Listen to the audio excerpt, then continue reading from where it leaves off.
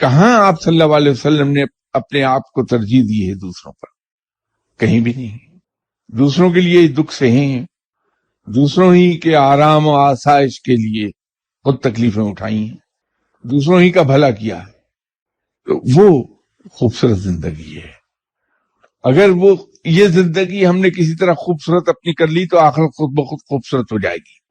ایک کمال کی چیز ہے کہ آپ صلی اللہ علیہ وسلم کی تمام عمر کی دعاؤں کو اگر ہم دیکھیں تو وہاں کوئی دنیاوی دعا نہیں نظر آتی. یہ ایک عجیب چیز ہے. یہ کیا کمال کی بات ہے. ایک بات طے شدہ تھی کہ آپ صلی اللہ علیہ وسلم جنت میں سب سے پہلے داخل کیے جائیں گے. جنت گارنٹیڈ. اس کے باوجود بھی ساری معافی مانگتے رہے.